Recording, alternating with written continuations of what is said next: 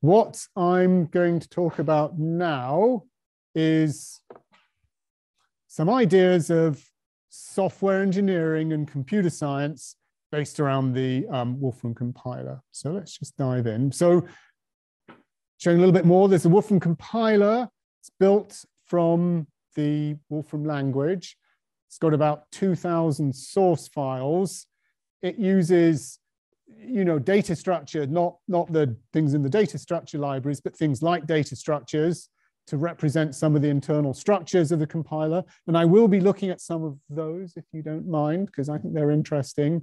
And another nice feature of the compiler is it uses the compiler to compile the compiler. That's called bootstrapping the compiler. And it's a nice, powerful way of making sure we can compile Wolfram language and making the compiler faster. And we actually do that. It's quite interesting how we do that, because we compile it with an interpreted version of the compiler, and then we read to make something that is fully optimized, but it runs slowly, but generates optimized code. And then we recompile it a second time to make a fully optimized type of thing. So that's kind of interesting to me, at least. So let's look at testing of the compiler. It uses the Wolfram verification test mechanism. I would say it's one of the best tested parts of the Wolfram system. It lends itself nicely. So our test suite is currently around just under 250,000 tests that run nightly on a very wide variety of platforms, and it runs incredibly cleanly. And so here's like a little test output. Don't know if you can read all this, but out of 220,000 tests, there were 32 failures, and we're looking to track those down. Very often those are kind of like things that, like sometimes occasionally there are glitches. We try to write robust tests and things. So it's nice, very well tested.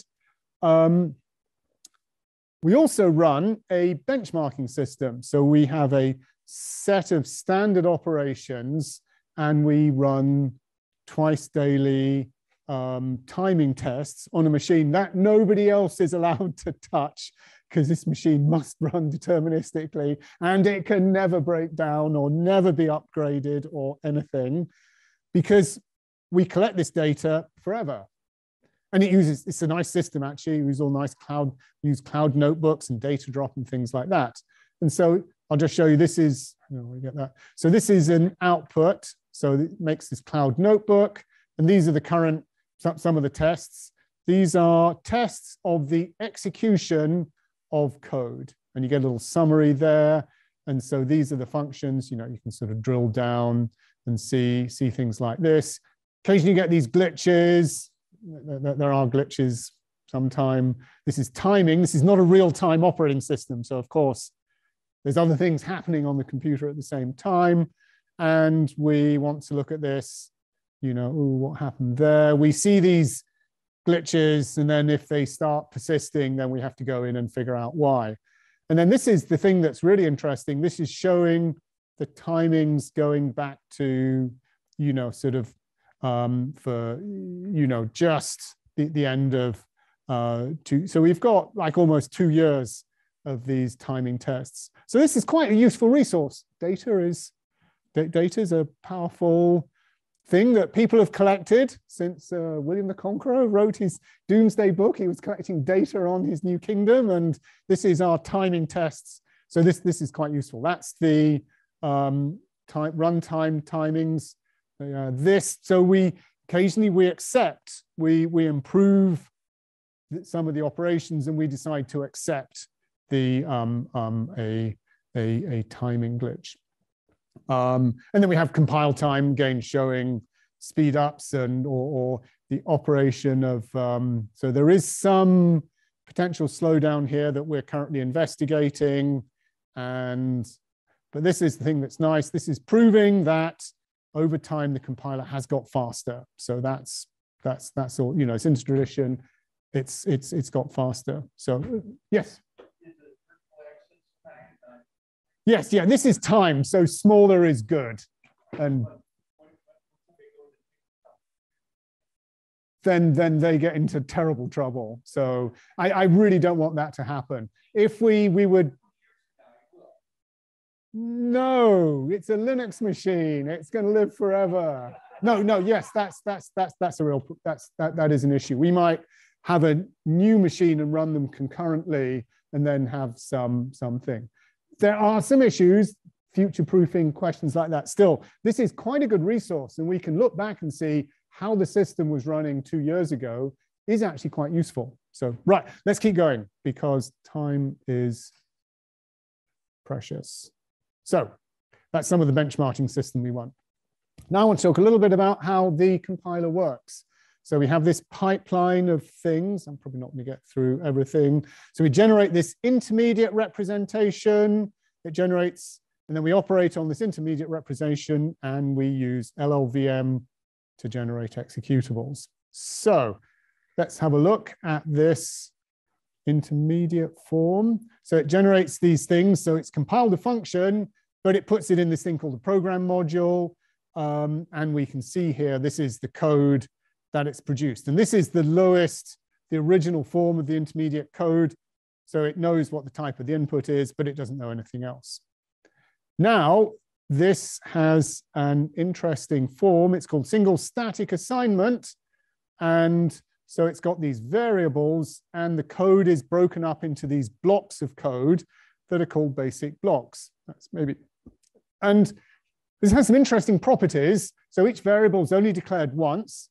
The code is arranged in blocks, and branches or loops are implemented as jumps between blocks. And each variable can only be used if every path to that use of that variable has defined it. So this thing here, each variable only declared once. If there's any Lambda calculus people, this obviously Max is redolent of Lambda calculus. And in fact, this SSA form is kind of isomorphic. It's a strange way of writing Lambda functions, but you can write Lambda functions like that.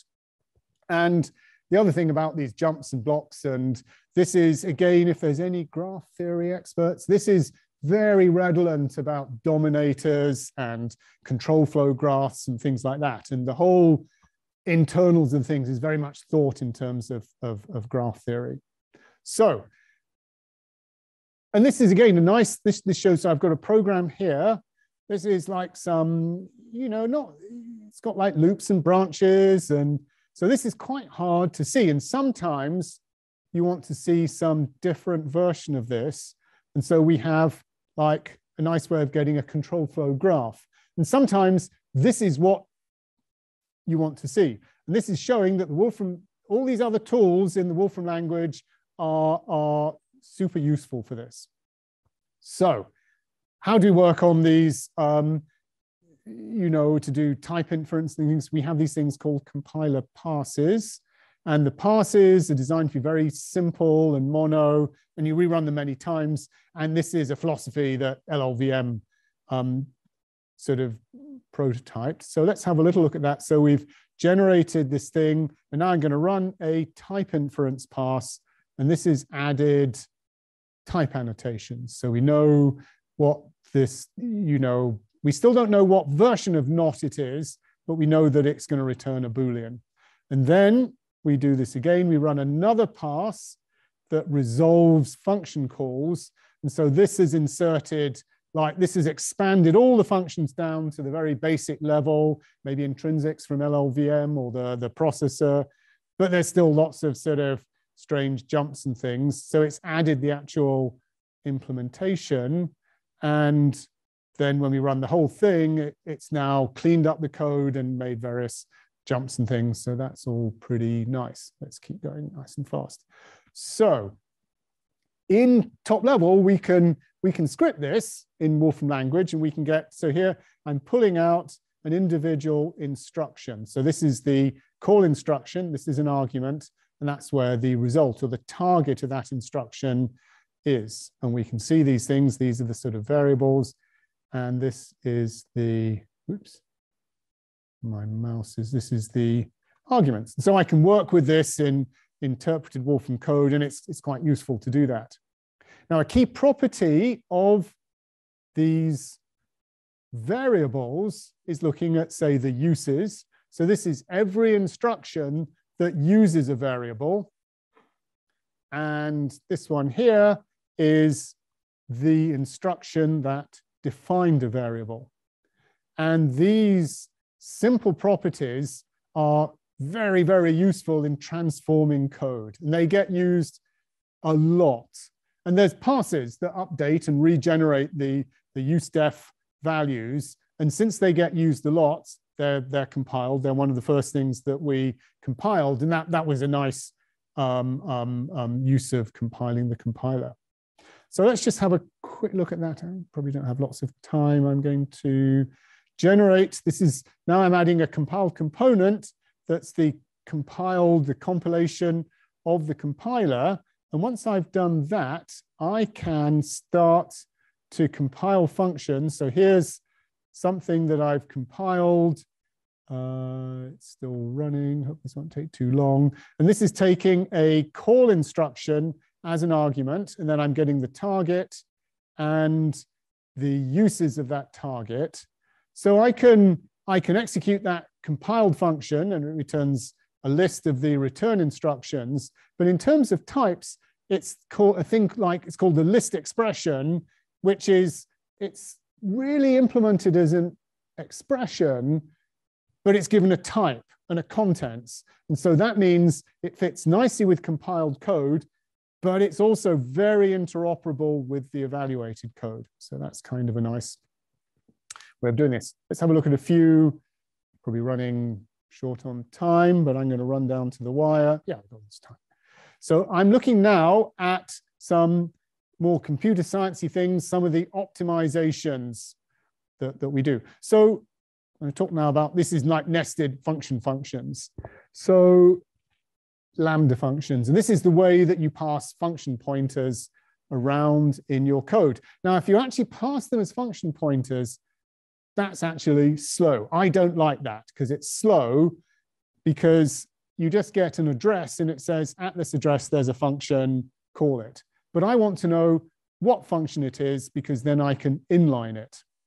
And these Lambda functions are astonishingly useful. So sometimes people think, oh, I don't really use them very much, but they are useful. They're such powerful ways of encapsulating and abstracting code. Now, so here I've got something here. I've got a function, and then I'm calling it. And so I'm going to run this at a sort of low level of optimization. And you can see here, it's calling the function through like a variable. So it's not really knowing much about this. Now, if I increase the optimization, then now what it's doing, it's actually figured out, I'm calling a particular function. Once it does that, it can inline it. And then in fact, when you pass this to LLVM, it's like, it's like thrown everything away. It's like, oh, we'll evaporate this, we'll inline everything. There's just one thing left. And it's astonishing when you look at this underlying LLVM code. Sometimes what you see is massive, and sometimes what you see is tiny. It's super interesting. And this is, when you want to know a little bit about how much of the internals it's using, this is one way that we would use to look at this.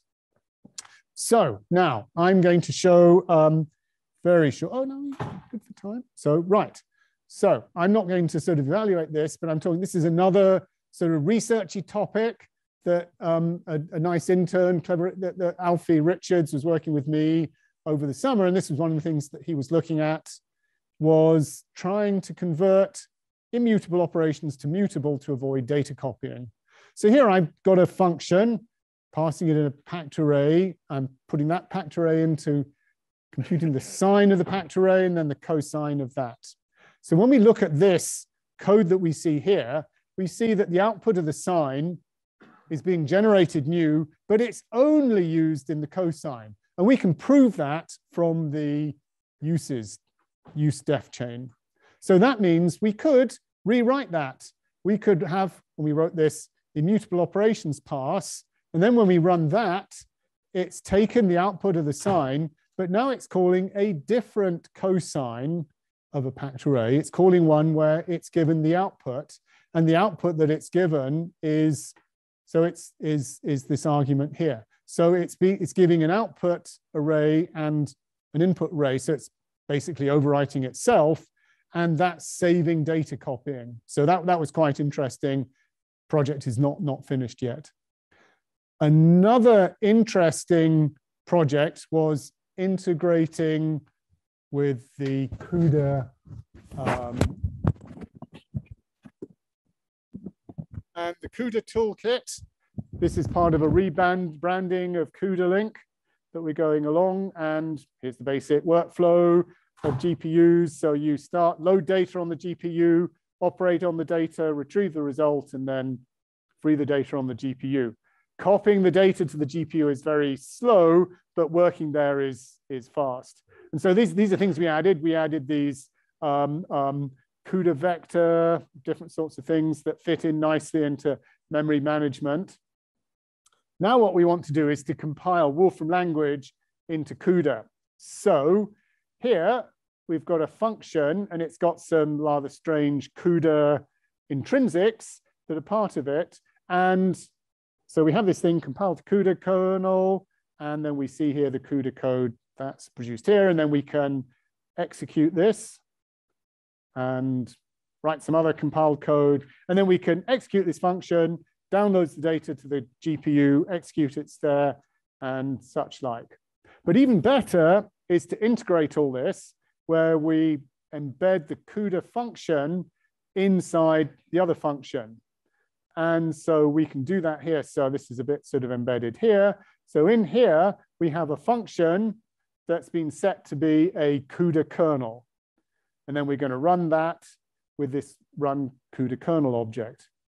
And then we achieve this by having a pass that looks for these CUDA kernels.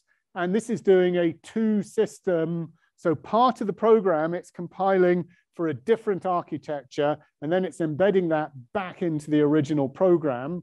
And we only just got this working, but that's pretty nice. This is what the CUDA compiler itself does, things like that.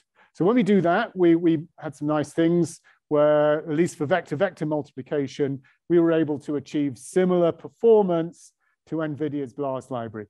Matrix multiplication is much more complicated because it has various blocking and things, but still, this was a useful sort of proof of the whole thing. So it was implemented with a pass, and the pass runs just before type inferencing, and it compiles CUDA kernel functions to PTX and inserts this.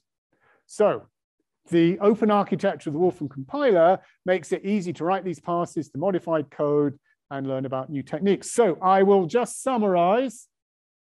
Probably don't have any time for questions, but I looked at construction of the Wolfram Compiler and testing and benchmarking tools. We looked at some of the pipeline, structure of intermediate code and how we can compile that, and then looked at some applications of this, such as CUDA integration and immutable operations. So thank you very much. I think we probably do not have time for questions because there's another talk about to start, but I'll be around to answer questions later. So thank you very much.